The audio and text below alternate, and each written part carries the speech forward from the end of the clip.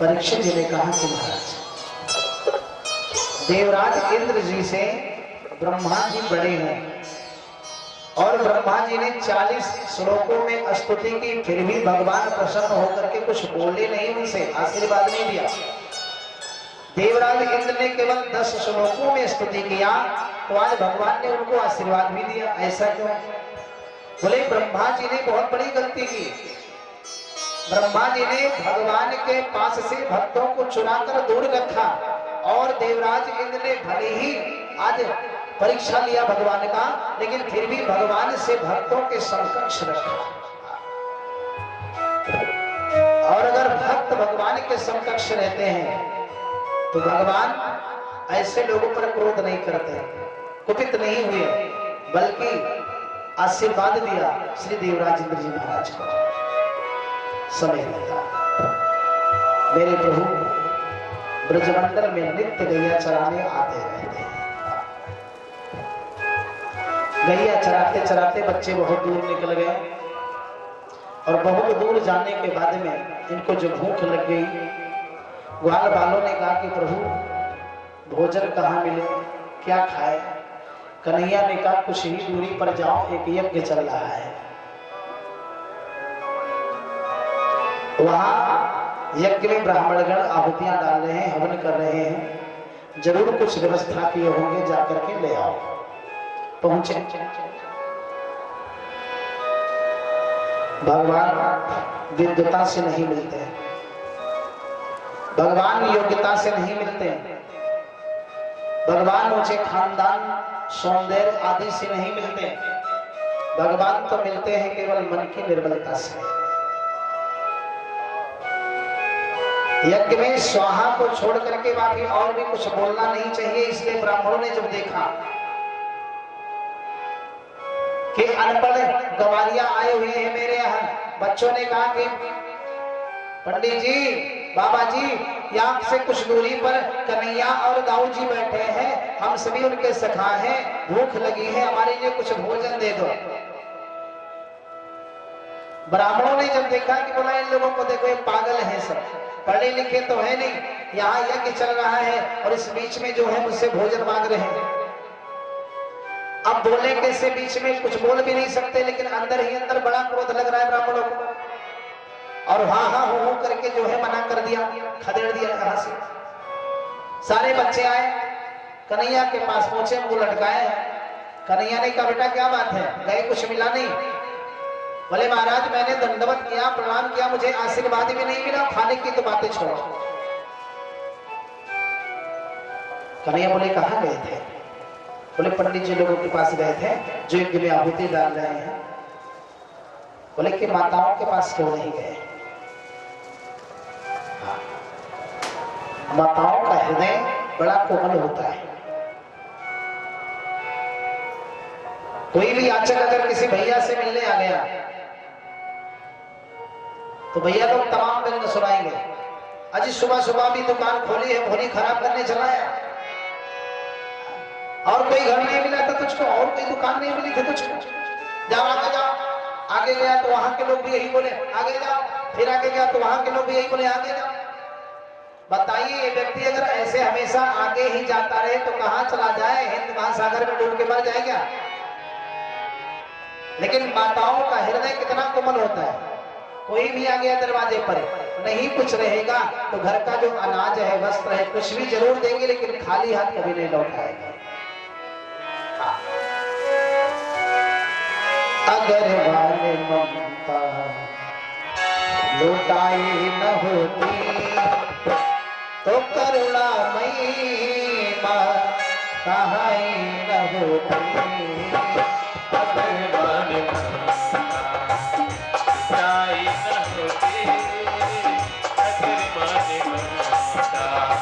लौटाई न होती,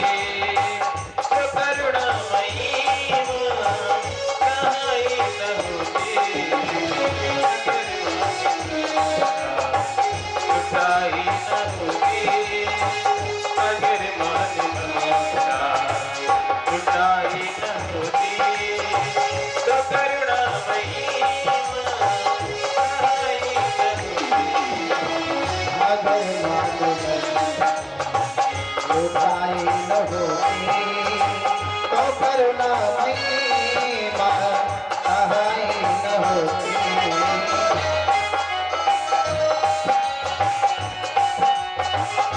द्वारे पे आए हमको निहारो, द्वारे पे आए हमको निहारो, सोई हुई तकदीर सवार, सोई हुई तकदीर सवार। अगर मान लो जुदाई न होती, अगर बात जो जुदाई न होती तो करुणामयी माँ सहाय न होती। अगर मान जुदाई न होती तो करुणामयी माँ सहाय न होती। छोटा सा बच्चा रहता है, यद्यपि गलती भी बच्चा ही करता है और नाराज भी वही होता है। ऐसा लगभग प्रत्येक घरों में होता है, गलती भी बच्चे ही करते हैं, नाराज भी बच्चे ही होते हैं। और मैया कोई गलती नहीं करती जबकि उसका कोई दोष नहीं, लेकिन फिर भी मनाने माही जाती है। तो कभी नहीं भाव दिया हमें क्या पड़ी है हम तुम्हें मनाए, हमें क्या पड़ी है हम तुम्हें मनाए। हमारा तो भटका के हमें भूल जाए, हमारा तो भटका के हम रुस जाए। अरे अगर माँ बना तो आई न होती, अगर माँ बना तो आई न होती तो करुणामयी माँ सहाय न होती। अगर माँ बना जुदाई न होती तो करुणामयी माँ सहाय न होती।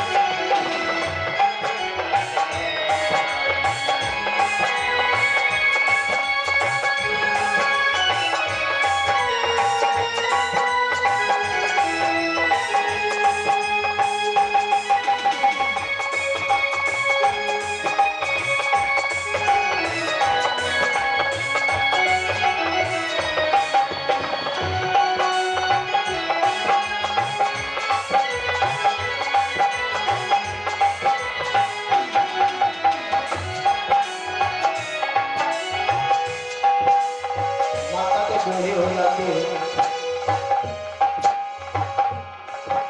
और वही बच्चा जिस बेटे को जन्माने के लिए माता ने अपने समस्त सौंदर्य को मिटा दिया, दरवाजे पर बैठी मैया बेटा पुकारे या ना पुकारे, बोले या ना बोले, लेकिन सदैव मां के अंदर एक ही इच्छा होती है कि मेरे बेटे का कुछ अहित ना हो। अगर वृद्धा माता ने कुछ बोल ही दिया तो बेटा फटकार भी देता है, लेकिन फिर भी मैया उसके हित की ही कामना करती है। फटकार देना दुतिकार देना, फटकार देना दुतिकार देना, मगर भोली माँ लाल को प्यार देना, मगर भोली माँ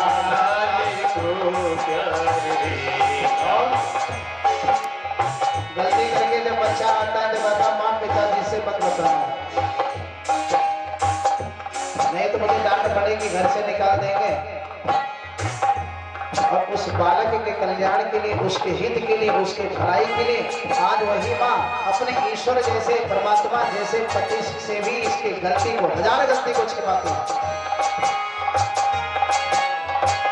अगर माने भी बनाई न होती, अगर माने भी बनाई न होती तो करुणा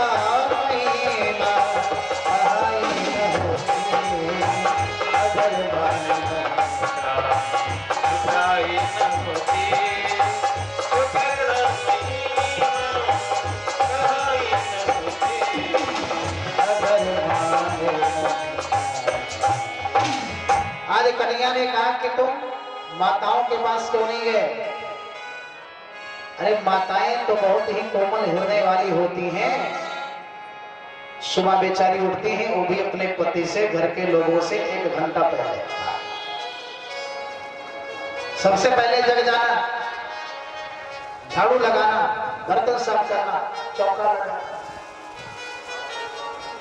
बच्चे को नहलाना धुलाना, ड्रेस पहनाना, टिफिन पैक करके इसको स्कूल भेजना,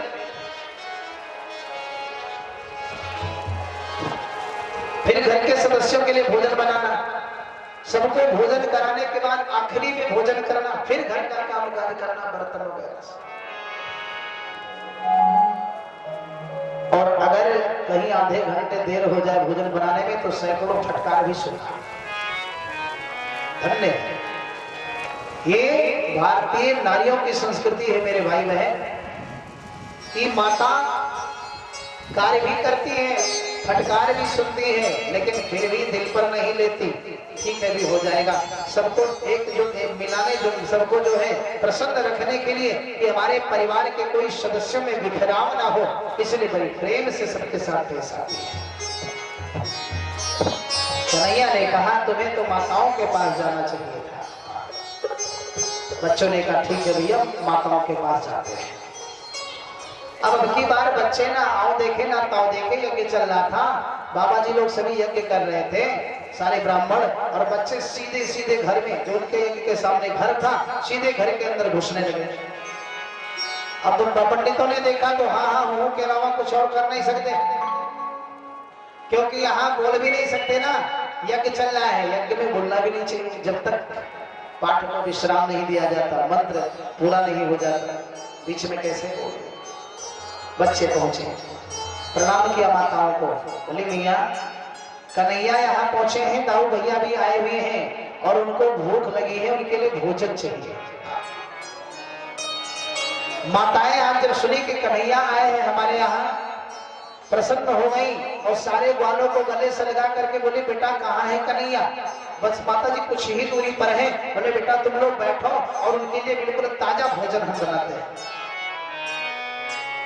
और सुंदर सुंदर घी वाली पूड़ी छली, मालपुआ बने, सब्जी बने, तस्मई बने, और सारे भोजन को तैयार करने के बाद में अब पत्नियों ने सोचा, ब्राह्मण पत्नियों ने सोचा कि अगर कहीं हमारे पति जी देख लिए, रोक लेंगे तो मर्यादा है, पातिव्रत धर्म का खंडन नहीं करना है, रुकना पड़ेगा। इसलिए सब लोगों ने अपने आंचल का आड़ करके घर से निकले कि बोलेंगे है नहीं, यज्ञ चलना है, बोलेंगे है नहीं, हाँ हाँ वो केवल करेंगे। और जब आड़ रहेगा उधर देखेंगे नहीं तो इशारा, जब उनका इशारा में देखूंगी नहीं तो मुझे दोष नहीं लगेगा जाने। अब ये जब घर से निकली आंचल से ढक करके भोजन सामग्री, सारी यज्ञ पत्नियां और ये पंडित जी लोग जो थे, ये सब जब देखे तो हा कर रहे हैं, मतलब कहाँ जा रही हो इशारे में बोले, ये उधर देखी नहीं, ये भी हूँ हा करके बोली कि जहां जा रहे ठीक है जा रहे, गलत जगह नहीं जा रहे, परेशान ना। और भगवान कन्हैया ने जब यज्ञ पत्नियों को आते देखा, स्वागतम वो महाभागा आस्यताम करवाम किम यन्नो दिदृक्षया प्राप्त उपपन्न। समस्त माताओं का खड़े होकर के आज मेरे कन्हैया और दाऊ जी ने दोनों ने सम्मान किया, स्वागतम माता आई है। आज माताओं ने कन्हैया को गोद में बिठा करके अपने हाथ से खूब जिमाया, आनंदित हो गई। कन्हैया को भोग लगाने के बाद भोजन कर चुके, आज माताओं से बोले कि माता अब शीघ्र तुम अपने अपने घर जाओ क्योंकि तुम्हें विलंब ना हो। माताओं ने कहा प्रभु हम घर जाने लायक नहीं है, अगर मैं कदाचित यहां से घर गई तो मैं उन्हें बताए नहीं, उन्होंने हाँ हाँ हूं करके मुझे मना किया था आने में, लेकिन उनके मना करने के बावजूद भी मैंने माना नहीं और हम तुम्हें भोजन कराने आई लाला, तो घर में जाएंगे तो निश्चित ही डांट पड़ेगी और कहीं ऐसा ना हो घर से भी निकाली जा सकते हैं, ऐसी भी परिस्थिति आ गई। कन्हैया ने कहा माता आपके पति अगर अभी तक जो सम्मान करते थे उससे 10 गुना सम्मान अब आपका करेंगे। जा पर कृपा राम कर होई, ता पर कृपा करे सब कोई, ता पर कृपा करे। जब जीव पर भगवान की कृपा हो जाती है तो संसार के लोग उस पर कृपा करते रहते हैं। मुझे कौन पूछता था तेरी बंदगी से पहले, और मैं तुझे ढूंढता था इस जिंदगी से पहले। आज माताओं ने कहा, आज भगवान ने कहा कि माता जाइए, निसंकोच जाइए और घर में तुम्हारा खूब सम्मान होगा। आज भगवान जब इस तरह से बोले, आज सारी यज्ञ पत्नी अपने अपने गृह की तरफ प्रस्थान की। दरवाजे पर इनके पति जी लोग आटे की थाली लेकर खड़े हैं।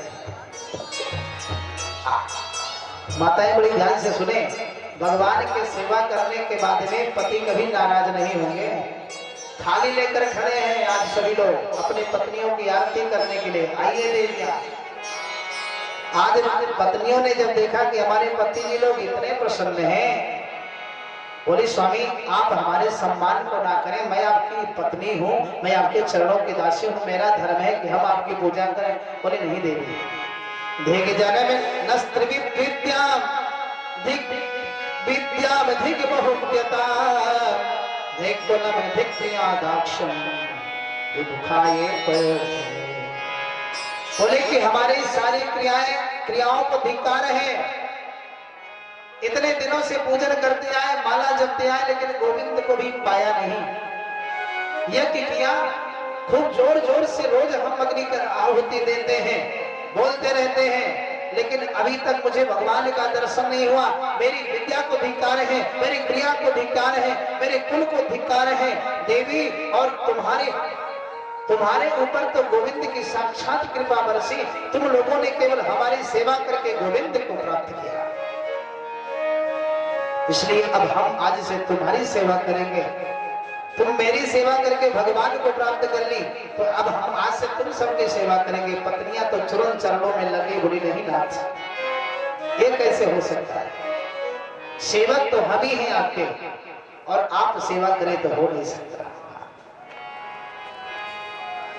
यज्ञ पत्नियों ने कहा कि स्त्री का धर्म है पति को परमात्मा समझकर सेवा करे, सास को माता समझे, ससुर को पिता समझे, सम्मान करें। रामचरितमानस में लिखा भी गया है कि सास और बहू का संबंध कैसे होना चाहिए।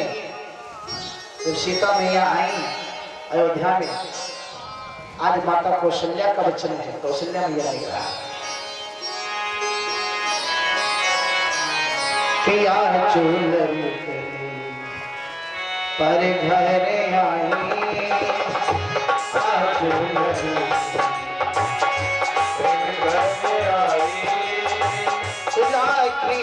नयन पलक की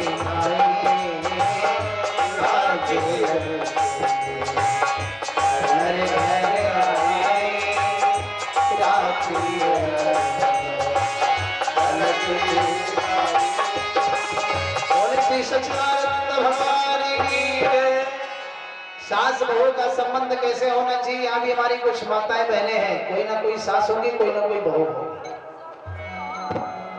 सास बहू का संबंध कैसे होना चाहिए। आज लड़कनी पर घर आए, राखी नयन पलक की न। बहू अपने सास की नयन बने, आंख बने, वृद्धा माता के नेत्रों की सहारा बने, और मां क्या बने, बहू की पलक बने। मेरे भाई बहन, जैसे आंख और पलक का संबंध है, बिल्कुल ऐसे सास बहू, पति पत्नी, गुरु शिष्य, इन सबका संबंध होना चाहिए। वृद्धा माता सास की आंखों से दिखाई ना दे तो बहू उसकी आंख बन जाए। और जब रास्ते में चलते हो, धूल पड़ता है, गर्दा पड़ता है, कोई कीड़े आते हैं, तो आंख की तरफ आते हैं तो आंखों में आने से पहले पलक झपकती है। बहू पे विपत्ति आने से पहले सास उसकी विपत्ति को पलक मार के रोक ले, उस पर कोई आंच ना आने दे। ऐसा सास और बहू का संबंध होना चाहिए। लेकिन कुछ हमारी माताएं तो ऐसी होती है कि सास, हमने देखा है, इसलिए मैं कह रहा हूं, अयोध्या में कलमबास करने आती है माताएं। हम लोग जब पढ़ रहे थे तब की बातें बता रहे हैं। एक सास जी एक कलमबास करने आई और ये रोज दोपहर को भजन करने के जगह पे केवल कलह करे, वही बहू को लेकर परेशान, वही बहू को लेकर परेशान। एक दिन हमने कही दिया कि माता जी आप कलमबास करने आई कि कलहबास कराने आए?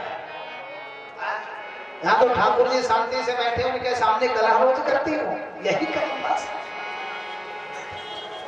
कम से कम 1 मास वैराग्य हो जाना चाहिए। घर का मोह सब कुछ छोड़ करके यहाँ आए हो तो केवल भजन करो मेरे भाई।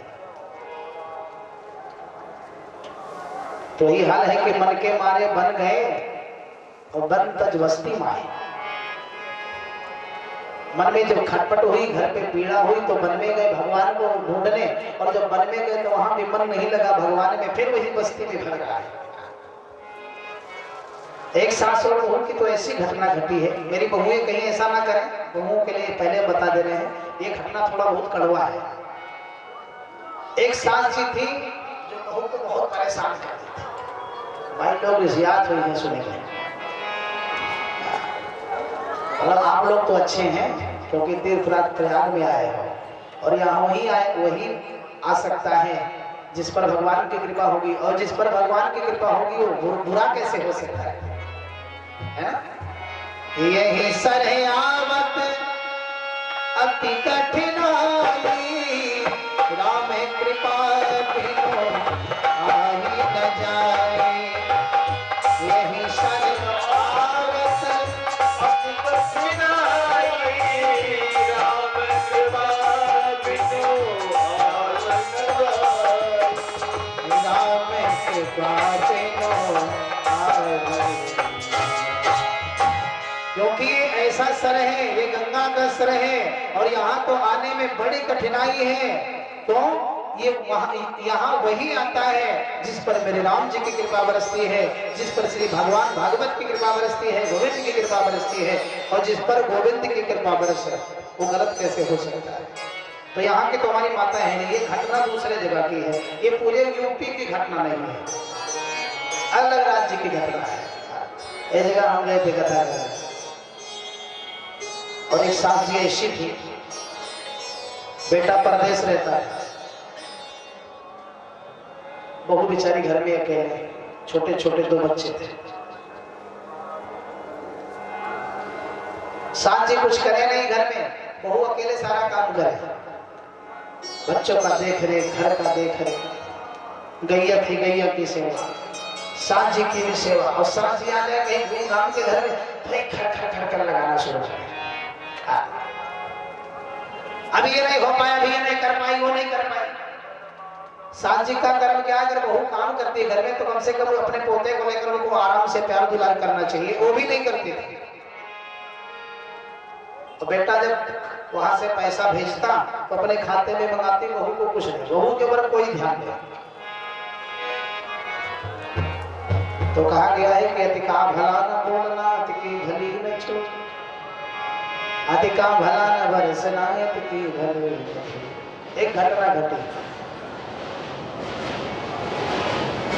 और जब घटना घटी तो 2 लाइन लिख लिया गया, अपने बुढ़ापा बेरा सुर हो सिंगार करके, घूमा करे गली गावे और घूमे नाका। सास जी का नाम था। मुंह भर पान खाए कुचुर कुचुर फूका करे, देखत देखत सर पे जोड़े पाका। मधु केरे माछी जैसन बूढ़ा भुन्न भुन्न करे, सुनत सुनत पतहिया के जीव हुई गे काचा। एक दिन लेके बहू दुई बिलना हचक दिश, बूढ़ा के मोने में लगा 10 टाका। अत्य सर्वत्र वजह। यहाँ की तो माताएं हैं नहीं ऐसा, यहाँ की माताएं बहू से ज्यादा प्रेम करती हैं। बहू और सास का कैसा संबंध हो, आंख और पलक की तरह। बहू आंख बने और सास पलक बने। बोले सच्चिदानंद भगवान की जय। एक संत जी कथा सुना रहे थे। एक ऐसे घर पे गए, वैष्णव भक्त थे, लेकिन उनकी बहू बड़ी नाटकी थी। वे तो सास कहेंगे बहुएं भी तो गलत करती हैं, और जो बहू थी बड़ी नाटकी थी। जब सास जी कुछ करें तो एक बहाना इसको सूझा कि हमको दुर्गा जी आती है। अब दुर्गा जी की बहाना करके जैसे सास जी बोले कि कुछ बेटा घर का काम कर लो, तो दुर्गा जी का रो लगा, हाथ को हाथ पीटना शुरू, उछलना शुरू। और जब दुर्गा जी का रोल आ जाए, माता जी आ गए, तो सास जी भी हाथ जोड़कर कब कभी लग जाए, माता जी कोई गलती हो गई, ससुर जी भी चरणों में गिरे, सास जी भी चरणों में गिरे। और महात्मा जी पहुंचे, संजोग से उसी के घर कथा करने पंडित जी पहुंचे।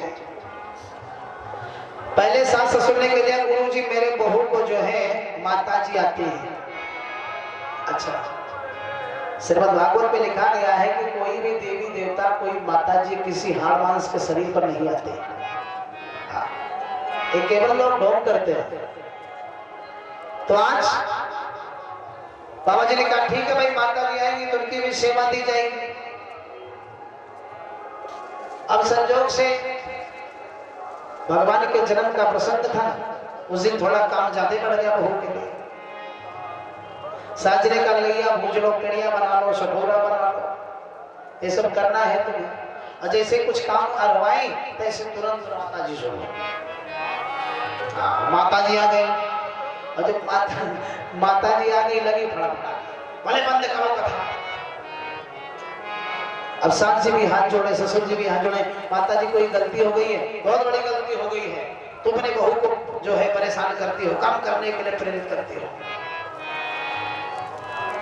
अब आए दोनों पति पत्नी, सास ससुर जी, बोले गुरु जी माता जी आ गई हैं, कैसे कैसे करके कथा बंद कर दो। करी कथा बंद करो, थोड़ा शांति दिलाओगे। संत जी ने कहा जा करके इसके सर पे नारियल तोड़ो 10-20। माता जी को नारियल अच्छा लगता है। हो गए 10-20 नारियल तोड़े, सामने पत्थर पे, सर पे कैसे। अब जितने नारियल तोड़े उतने और भी उछलती गए। तो पंडित जी सोचे ऐसे नहीं मानेंगे, बस पंडित जी भी मंच पे उछलना शुरू किया। अब बोली वो माता जी कहते हम लोग पिताजी आ गए, इधर उछलना शुरू। अब पूरी पब्लिक, अरे तो देखो अभी तक ये केवल उछल नहीं था पंडित जी। बाला जी आप कौन है? तो साक्षात बालाजी हैं, हनुमान जी। अच्छा, हनुमान जी आए जब तो इनको ये भयभीत हो गए कि सचमुच कहीं पंडित जी को तो नहीं हनुमान जी आ गए। बस तुरंत यहाँ से उठी बेचारी ने पूछा, तुरंत भगी यहाँ से। तो मेरे भाई बहन, किसी भी देवी देवता को इस तरह से बदनाम नहीं करना चाहिए। कई के लोग कहते हैं कि हमारे यहाँ का नियम है काली मैया बलि मांगती है। भला एक माँ किसी जीव की हिंसा कैसे करा सकती है? देवी देवताओं के सहारे, देवी देवताओं के आड़ में, इनके बहाने कोई गलत काम नहीं करना चाहिए। अगर देवी देवताओं के सहारे भी किसी को दुख पहुंचाओगे तो भी इसका कष्ट आपको मिलेगा, फल आपको मिलेगा, भोगना पड़ेगा। बोले सच्चिदानंद भगवान की। तो यज्ञ पत्नियों ने कहा कि सरकार आप नहीं, मेरा धर्म है, मैं आपको नमन करूं, आप मेरा नमन मत करें। और सारी पत्नियों ने चरण छुआ, बोले कि आपके धर्म से, आपके सत्कर्म से, आपके यज्ञ इत्यादि कर्मों से, आपकी कृपा से ही मुझे गोविंद की प्राप्ति हुई है। और ऐसा समझ करके आज सारे ब्राह्मणों ने कहा कि अब हम सेवा ही करेंगे। कहा गया कि तन प्रसन्न तन पवित्र सेवा की, धन पवित्र किए दान, मन पवित्र हरि भजन सुनो, त्रिविध हो कल्याण। शरीर की शुद्धि भगवत सेवा करने से होती है, महापुरुषों की सेवा करने से होती है, संत की सेवा करने से होती है, धन की शुद्धि दान करने से होती है, और मन की शुद्धि भगवान के गुणगान करने से होती है। इस तरह से भगवान ने यज्ञ पत्नियों पर कृपा करी। जो ब्राह्मण कभी पत्नियों को प्रेम नहीं करते थे, सम्मान नहीं करते थे, आज वो भगवान ने जब कृपा बरसा दी तो उनको भी कृपा बरसाने लगे, आरती लेकर खड़े हैं। तो जा पर कृपा राम के होई, जा पर कृपा राम के होई, जा पर कृपा करे सब कोई, जा पर कृपा करे सब कोई। जय श्री राम जय जय श्री राम, जय श्री राम जय जय श्री राम। बोले सच्चिदानंद भगवान की जय। श्रीमद् भागवत के 10वें स्कंद में जो रास की कथा आती है, ये 5 अध्यायों में है, और ये 5 अध्याय श्रीमद् भागवत का प्राण है।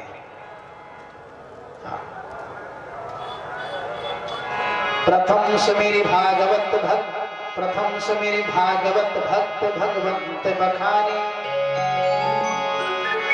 द्वितीय आराधे भक्ति व्यास नव भाति बखानी, तृतीय करे गुरु समझ दक्ष सर्वज्ञ रसीलो, चौथे होए विरक्त बसे बनराज बसेरो,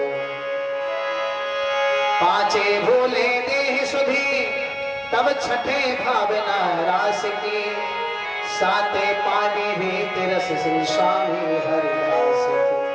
बोले कृष्ण कन्हैया लाल की जय। आज जिन गोपियों ने भगवान को प्राप्त किया, ये गोपियां कोई साधारण तो है नहीं। लिखा गया है कि गोही इंद्रिये ही कृष्ण रसम, कृष्ण रसम पिबत इति गोपी, जो अपने समस्त इंद्रियों से भगवान श्री कृष्ण के नाम का रस पान करती हो, उसे कहते हैं गोपी। और एक समय की बात है, पूर्णिमा की रात्रि में भगवान कन्हैया बंसी बजाए। एक कवि ने भाव दिया है कि बंसी को सुनने के बाद कौन कौन से लोग पधारे। बंसी के सुन करके केवल मनुष्य ही नहीं, संत ही, गोपी ही नहीं, बहुत सारे लोग पधारे। शिव जी समाधि लगाकर बैठे थे, इनकी समाधि भी टूट गई। शिव समाधि भूल गए ऋषि मुनि की नारी, वेद पढ़त ब्रह्मा भूले भूले ब्रह्मचारी, रंभा समताल चौके भूले नित्यकारी, जमुना जल उलट बहो शोभाया जे भारी, वृंदावन बंसी बाजी तीन लोक प्यारी, ग्वाल बाल मगन भय ब्रज की सब नारी, सुंदर श्याम मोहनी मूरत नटवर बपुधारी, सूर को प्रभु मदन मोहन चरण बलिहारी। सूरदास जी लिखते हैं कि जब भगवान कन्हैया ने बंसी बजाई रात्रि कालीन के समय, तो शिव जी की समाधि भी टूट गई। बड़े बड़े योगी जो योग समाधि लगा करके बैठे थे, इनके भी ध्यान भंग, इनका भी ध्यान भंग हो गया। ब्रह्मा जी भी वेद पढ़ रहे थे, वेद मंत्र उच्चारण करना भी इन्होंने ब्रेक लगा लिया, उस पर विश्राम दे दिया। रंभा आदि अप्सराएं जो नृत्य करती थी, नृत्य करना बंद कर दिया। मेरे भाई, कन्हैया के जैसा कोई भी आज तक संगीतकार पैदा नहीं हुआ कि भगवान कन्हैया की एक बार बंसी बजती थी तो सारे देवी देवता, ग्वाल बाल, पशु पक्षी सब मोहित हो जाते थे। यमुना मैया जो बह रही थी, ये भी शांत होकर के श्रवण करने लगे। और जैसे ही बंसी की आवाज समस्त ब्रजांगनाओं के सुंदर कानों में पड़ी, बाजी उठे धाई, बाजी देखने को द्वारे आई, बाजी मुरझाई सुने ताने नटवर की, बाजी कहे बाजी से बाजी कहे काह बाजी, बाजी कहे बंसी बाजी सावरे। देखिए, एक ही शब्द जब बार बार आवे तो उसे क्या कहते हैं? अनुप्रास अलंकार। बाजी उठ धाई, जैसे कन्हैया ने बंसी बजाई तो जो जहां अपना कृत्य कर रही थी सारे कृत्यों को स्थगित कर दिया। लिखा गया है कि एक गोपी अपने पति के चरण को दबा रही थी, चरण दबाना भी बंद कर दिया। कोई गैया मैया की सेवा कर रही थी, गैया की सेवा करना बंद कर दिया। कोई दूध दूह रही थी गैया से, तो वहीं पे अपना बर्तन पटक के चल पड़ी। कोई आटा गूंथ रही थी, वैसे आटा छोड़कर चल पड़ी। कोई बच्चे को अपना दूध पिला रही थी, बच्चे की सेवा कर रही थी, वहां छोड़कर चल पड़ी। अर्थात जो भी कृत्य में सारी गोपियां लगी थी, सारे कृत्यों को ही रोक करके जैसे बंसी की आवाज सुनी, सब लोग बंसी की तरफ चल पड़े। दरवाजे पे आई सारी गोपियां, अपने अपने घर से बाहर निकली। देखिए, आज गोपियां निकली, एक दूसरे से लगी पूछने, बाजी कहीं कहा बाजी, ये क्या बज रहा है? कोई तो बेशुद्ध होकर धरती पे पड़ी थी, मूर्छित होकर के। अरे बाजी कहे बाजी से, बाजी कहे काहा, तो बाजी कहे बंसी बाजी सामने सरकार की बंसी बजी है। सारी बजागराएं चल पड़ी कन्हैया के पास। बिल्कुल पूर्ण चंद्र आकाश में खुला हुआ है, बड़ा ही सुंदर समय है और समस्त सखियां मंगल गान करते हुए कन्हैया के पास पहुंची। देखो, कन्हैया से मिलने की भी आशा है, मन में भी ये आशा है कि भगवान का दर्शन होगा। और जब चल रही हैं तो मुख से सुंदर मंगल गान करते हुए जा रहे, भगवान के नामों का स्मरण करते हुए जा रहे। आइए हम लोग भी तो 4 बार भगवान का नाम लें। श्री कृष्ण गोविंद हरे मुरारे, हे नाथ नारायण वासुदेव, हे गोविंद हरे मुरारे, हे नाथ नारायण वासुदेव, कृष्ण गोविंद हरे मुरारे, हे नाथ नारायण वासुदेव, कृष्ण गोविंद हरे मुरारे, हे नाथ नारायण वासुदेव, हे नाथ नारायण वासुदेव, हे नारायण वासुदेव। कुछ माताएं हमारे पीछे नहीं बोल रही है, क्यों नहीं बोल रही? बोलिए, हे नाथ नारायण वासुदेव, हे नाथ नारायण वासुदेव,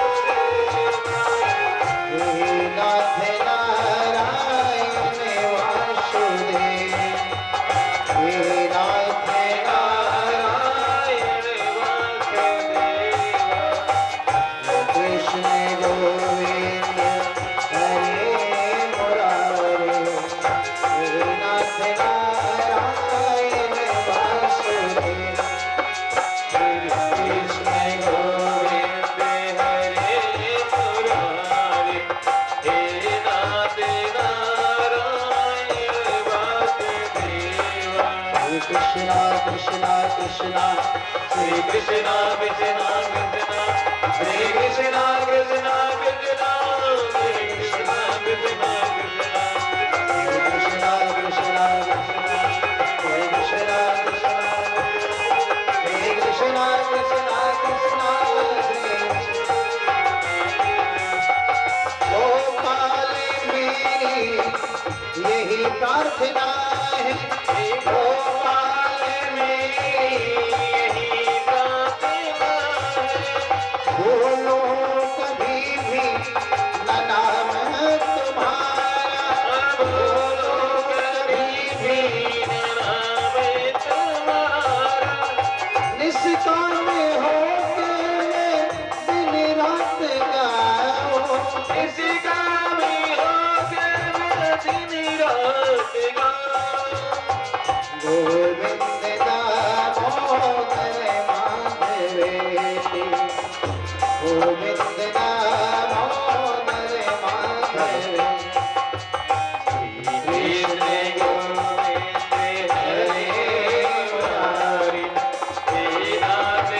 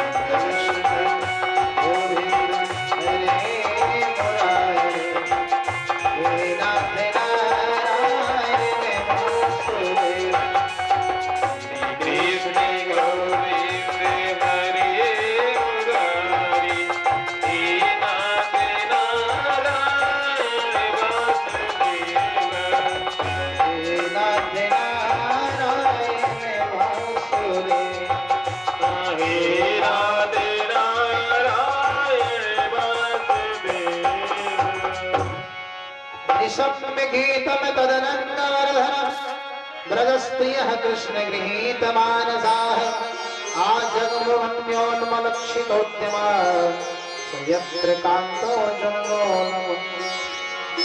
बड़ा सुंदर है। आज हमारी गोपियां भगवान से जब मिलने जा रही हैं, परीक्षित जी ने कहा कि गुरुदेव ये गोपियां कौन है? गोपियां कौन है इसके कई उदाहरण दिए गए। एक बताया गया कि प्रभु श्री राम जी जब 14 वर्ष के लिए वन में जा रहे थे तो सभी संतों के घर आश्रम में जाकर के सुख देते हैं। निश्चरहीन करहूं मैं भुज उठाई पनकीन और सकल मुनिन के आश्रम जाए जाए सुखदीन। जब राघवेंद्र सरकार श्री राम जी समस्त संतों के आश्रम में गए, ये बड़े बड़े जो संत महात्मा थे, इन्होंने भगवान को जब देखा सुंदर स्वरूप देखा, एक भावना जग गई सभी लोगों के अंदर कि इनका जो सौंदर्य है, ऐसे सांवली सुरती मोहनी मूर्ति से मिलने के लिए अगर मैं भी एक बार स्त्री हो जाती तो भगवान को जो है प्राप्त होती। और सब लोगों ने मात्र सुख की कामना मांगते हुए भगवान से निवेदन किया, अंदर ही अंदर कामना किया, तो मात्र सुख चाहिए।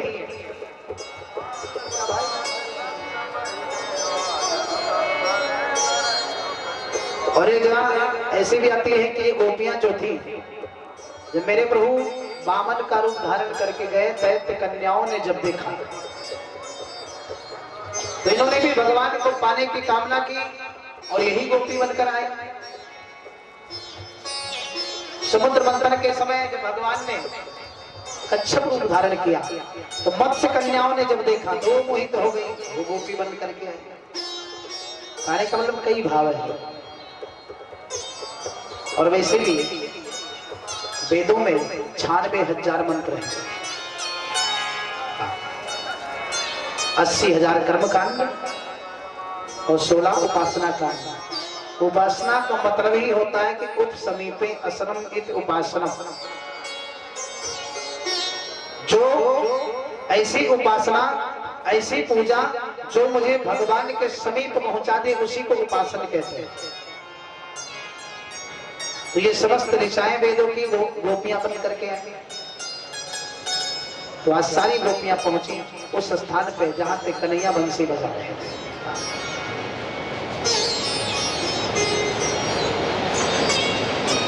और एक साथ समस्त गोपियों को जब भगवान ने आते देखा तो ईश्वर पहले जीव को बुलाते हैं अपने पास, और जीव को बुलाने के बाद में परीक्षा लेते हैं ना। इसीलिए कहा जब भगवान कन्हैया को ऐसा ही समझाना था तो फिर बुलाए क्यों बंसी बजाकर। तो मेरे भाई, परीक्षा बाद में आती है, पढ़ाई तो पहले ही होती है ना विद्यालय में। आज कन्हैया जब सभी को बुलाए तो सुंदर उपदेश देने लगे कि सखियां, तुम लोग इतने गए रात्रि को अपने घर को छोड़ करके यहाँ आई, तो अच्छा नहीं किया। पहले तो खूब सम्मान किया, स्वागतम भाई। और जब स्वागत करके बुलाया, बोले सखी तुम्हारा एक धर्म है, एक ही कर्तव्य है, हर एक स्त्रियों का एक धर्म है। एक ही धर्म एक व्रत नेमा, काय वचन मन पति पद प्रेम। मन वचन और शरीर से तुम्हें तो केवल अपने पति की चरणों की दासी बन के पूजा करनी चाहिए। और तुम्हें आते हुए कहीं तुम्हारे पतियों ने देखा तो नहीं, तुम्हारे पुत्रों ने कहीं देखा तो नहीं, तुम्हारे पिताओं ने कहीं देखा तो नहीं। गोपियों ने कहा सरकार देखे नहीं तो क्या होगा, हमारे पतियों ने देखा है, ऐसा थोड़ी ना कि कोई चोरी करके आए, छिप करके आए। गोपियों ने कहा कि महाराज इस संसार के जो पति हैं ये तो जन्म के बाद और मरने से पहले तक इनका संबंध होता है, लेकिन वास्तविकता तो यह है कि इस जीव के वास्तविक पति तो आप हो। और इस लोक के पति केवल स्त्रियों के पति हैं, आप तो पतियों के भी पति हो, जगत पति हो। तुम हो एक अगोचर सबके प्राणपति। किसी ने कहा कि भाई भगवान के जो 16,108 रानियां थी, तो एक संत ने कहा तुमने कम कहा। आज दुनिया की जनसंख्या कम से कम 9-10 अरब से कम नहीं होगा। अपने भारत की जनसंख्या 130 करोड़ है। चलो दुनिया को छोड़ दो, भारतीय लोग तो भगवान को मानते हैं ना, तो अगर 16,000 हुए तो क्या हुआ, 130 करोड़ के भी तो पति मेरे परमात्मा है। यहाँ तो सभी के पति है ना। तो आज गोपियों ने कहा, आज भगवान ने गोपियों से कहा कि देवी पति कैसा भी हो, वृद्ध हो, अंधा हो, लूला हो, लंगड़ा हो, कैसा भी क्यों ना हो, लेकिन स्त्री का एक धर्म है कि अपने पति की सेवा करे। तुम लोग यहाँ बेकार में चलिए, तुम्हारा यहाँ आना निरर्थक है। एक कथा सुनाए भगवान ने। बोली गोपिया मैं एक आपको कथा सुना रहा हूं, मेरे इस कथा का उत्तर जो होगा मुझे दीजिएगा। कोई पतिव्रता नारी चावल बीन रही थी सूप में लेकर, और कहीं से उसका पति आ गया, थका माता बेचारा। पत्नी उठकर पानी लेकर आई। अब एक दिन आपको बताया गया था ना, स्त्रियों का धर्म, पति कुछ कहे ना उसके पहले सेवा करो, रुख को देखकर। सास ससुर गुरु सेवा करे हूँ, इनके आज्ञा का पालन करना, लेकिन जो पति है वो कुछ आज्ञा ना दे। पति रुख लखी आये सो अनुसार। और कहीं से अगर पति आ जाए तो पूछना, कहना नहीं चाहिए मेरे जरा पानी पिलाओ तो पानी लेकर आओ। ये पतिव्रता नारी है, चावल बीन रही है, देखिए मेरे स्वामी जी आए हैं तो प्यास तो लगी ही होगी। लाई ठंडा ठंडा जल पिलाया, बढ़िया सुंदर शीतल जल। और इसके बाद पति विश्राम करने लगा अपनी पत्नी के गोद में अपना सर रख करके, और विश्राम करते करते इसको नींद आ गई। 6 महीने का बच्चा है, फर्श पर खेल रहा है। आज कन्हैया कहते कि गोपियां तुम बताना, मेरे प्रश्नों का उत्तर देना होगा तुम सभी को। ये 6 महीने का इसका बच्चा खेलते खेलते अचानक कहीं आग जल रही है, आग के किनारे जा रहा है और आग के लपटों में गिरने ही वाला है। तो बताइए इस पतिव्रता नारी का धर्म क्या है? अपने बच्चे की रक्षा करे तो पति कहीं जग न जाए, और अगर पति की नींद टूट गई तो पतिव्रत धर्म खंडित हो जाएगा। और अगर अपने पति की सेवा में ही लगी रहे तो आंखों के सामने अगर कहीं बच्चे को कुछ हो गया, तो यहाँ भी हमारी तमाम माताएं हैं, जरा एक बार भी विचार करके बताएं कि इस स्त्री का अगर मान लो ऐसी विषम परिस्थिति किसी के सामने आ जाए तो स्त्री का क्या धर्म है? बच्चे की रक्षा के पति की सेवा। माताएं तो अक्सर यही कहेंगी बच्चे की रक्षा,